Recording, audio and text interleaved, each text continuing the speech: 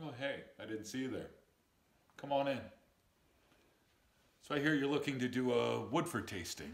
Well, I'm your man. My name's Pete Wagner. I'm the whiskey ambassador to Brown-Forman. They call me Whiskey Pete. We can't talk about Woodford Reserve without talking about the history of the distillery. The Woodford Distillery goes back all the way to 1812.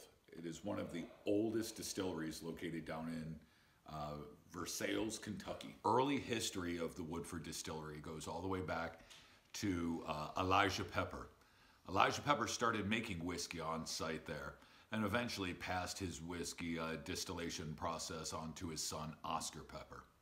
Oscar Pepper joined forces with a gentleman named James Crowe. To know Woodford is to know Oscar Pepper and James Crowe. They are the people that created the science behind the sour mash process, which is standard for all American whiskeys. They're the first people to fully commit to the charred oak barrel. All this history started where Woodford is currently located. Chris Morris considers Elijah Pepper and James Crowe the masters of distillation. Once a year, he puts out what he calls the Master Series to pay homage to them. This evening, you're going to be sampling through two different versions of that Master Series. The first whiskey we're going to taste this evening is Woodford Reserve, the bourbon. It was introduced in 1996. Now we have to remember 96, that was the dark days of liquor, when flavored vodkas were king and bourbon was found on the lower shelves. Lot of bizarre, crazy flavors came out that year, and the public had their fill. That pendulum swung so hard in the flavored profile that it eventually had to come back. Where people were going from flavors, they migrated over to authenticity and craft. Again, bourbon was considered the lower shelves, liquor-wise. And one of the Browns, I work for Brown-Forman, had the brilliant idea to create the best of the best. They said, we make American whiskey. We want to make the best American whiskeys we possibly can. So they took that product, that bourbon, and they said, we're going to raise it up. We're going to make the best of the three major categories. Who are the three people that make the best styles of whiskey? Well, you have that American bourbons. You have Scotch whiskeys and you have Irish. So what do? They triple distilled it like an Irish whiskey. That means that it's going to sit on your palate longer. Whiskey has over 200 flavors. You're going to get more flavors from a triple distilled bourbon. Small batch, copper pot stills, like a Scotch whiskey.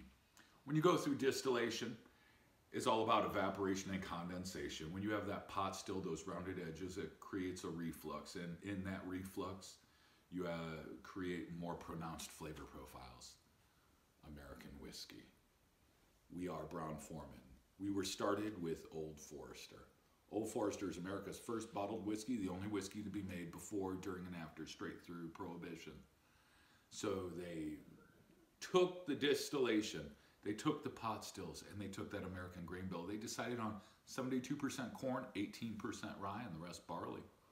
That's the exact same percentage of the same grains as Old Forester, the first bottled whiskey. They combined all that technology and created what is now called Woodford Reserve.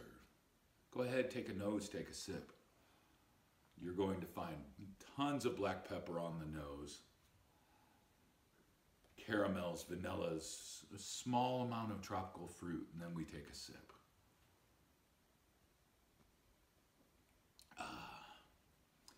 Complex. Many flavors coming out here. Vanillas, caramels, baking spices, mascarpone, citrus. Take another sip.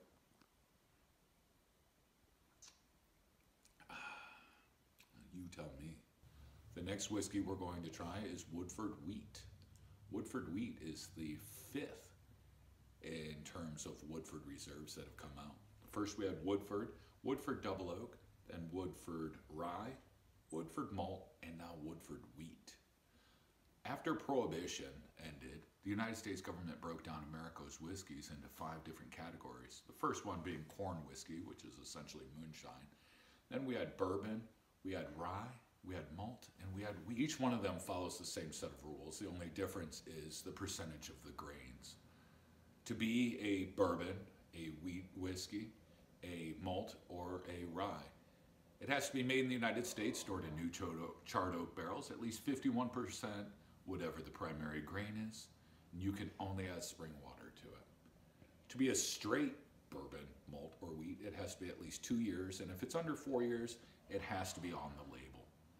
So a wheated whiskey is just like a bourbon, just the primary grain is wheat. Now when I talk about grains, we're going to talk about breads. We talk about bourbon, we think about corn, we think about cornbread, nice and sweet.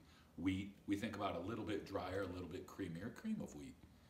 Barley, we think about that nuttiness.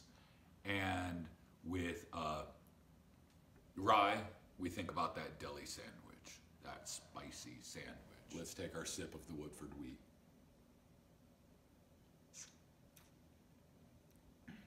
That's delicious. So here's the thing with the Woodford wheat. This is actually a 4-grain, which is fantastic. Usually they'll take out the rye to put in wheat or wheat for the rye. This has all of them. This has 52% wheat. This has 20% corn, 20% malted barley, and 8% rye. Take another sip. It's creamy, it's smooth, it's soft, has a drier finish. Surprising aspect, fruit floral notes coming through, slight tropical fruits.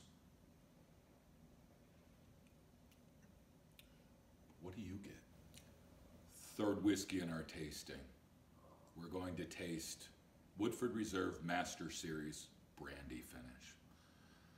I mentioned earlier how Chris Morris considers Elijah Pepper and James Crowe the masters, so he puts out the Master Series once a year. With that, he'll change one of the 5 sources of flavor. It can be maturation, fermentation, distillation, it can be the finish, the water source, any of the main sources that put the flavor into the whiskey. With the brandy finish, he's playing with maturation. He's taking Woodford Reserve, which is aged roughly 6.5 years, depending. We don't plant a fruit tree and pull the fruit in 4 months. We wait until it's ready. He's taking that Woodford Reserve and he's putting it into a brandy cask, allowing it to sit there for 2 extra years. Now I want you to think about that first sip that we had tonight with that Woodford Reserve. You have that black pepper, that tropical fruit. There's all those great sweet notes, caramel, vanilla, baking spices. Now by letting it sit in this brandy cask for 2 years, as it sits in there, a few things are going to happen. First, you're going to have extraction, so it's going to actually pull those leftover brandy notes that are still in that barrel. When you empty a barrel, there's roughly a gallon of product still in the walls, so those rich, dark, dried fruit notes are going to come in. And then you're also going to get oxidation. The longer a whiskey sits in a barrel, the sugars will break down and they'll get softer and softer on your palate. Not unlike pouring red wine into a decanter or through one of those fancy oxidizers. So go ahead, take a nose, take a sip. Definitely a lot more of that dried fruit profile. And a softer finish than the Woodford. Jammy notes. Let's take another sip and see what you get.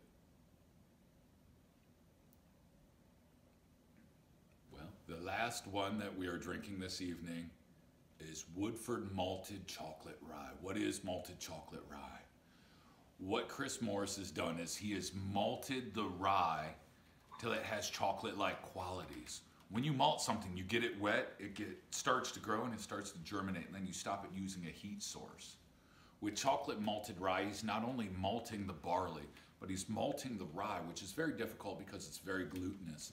But after he malts it, he's putting a slight roast on it so that the rye actually has chocolate-like qualities to it.